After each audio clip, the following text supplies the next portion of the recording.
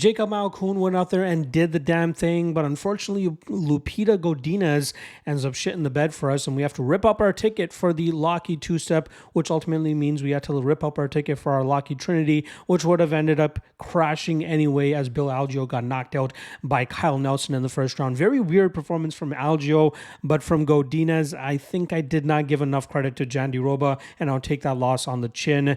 But again, still firmly entrenched in solid profit with the Locky Trinity and Locky two-step, but we got to get back on the horse and hopefully cash another one for you guys this weekend.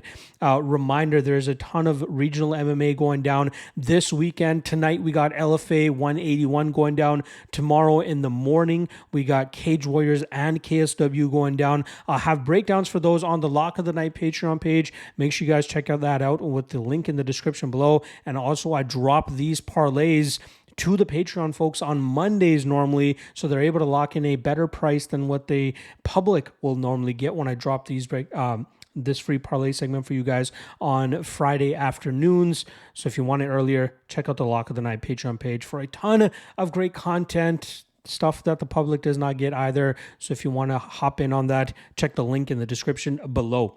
All right, let's get right into it. First step in the Locky two-step, and this might be a little bit of a chalkier Locky two-step, but I got to get back on the winning side here, and I feel pretty good about these two steps. So the first of which is going to be Melissa Mullins, who's going to be taking on Nora Cornell in a matchup where I believe that there is a significant advantage in the grappling realm for Mullins.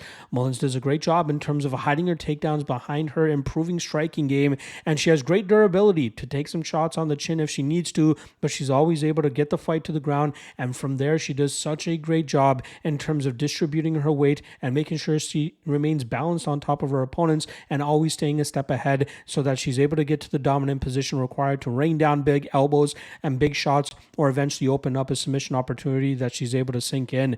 I believe she'll have a significant grappling edge here over Cornell, who we saw get put into some bad positions against Jocelyn Edwards last time around, but Edwards was very much lacking the technical grappling skills to be able to maintain those positions, and I'd be very surprised if Cornell is able to reverse any of these spots that Mullins will be able to secure.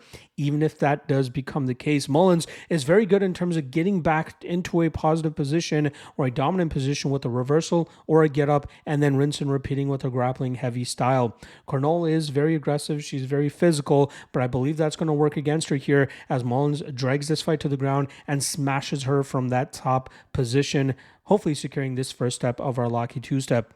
The second step is going to come in the form of Alex Morono, who's going up against the aging Court McGee, who has in the past relied on his durability to crash the pocket and get to his grinding grappling game, but I think he's going to struggle to do that considering he's on a 2-fight losing streak, both coming by knockout, and I think that could potentially happen once again here with Alex Morono, who normally has a very deceiving power punching game. He is a BJJ black belt in his own right, so I don't think that he'll have too many issues should this fight hit the grappling realm, but I think that eventually we'll see him be able to pressure McGee with some big shots, put him on his back foot, and eventually find a club and sub or just a club and drub victory to cash that Locky two-step for us. So if you're able to get in on that earlier this week when I dropped it to the Patreon folks, it's actually roughly around the same number. I got minus 140 earlier this week. It's currently sitting at minus 141, so not a ton of movement on either side there.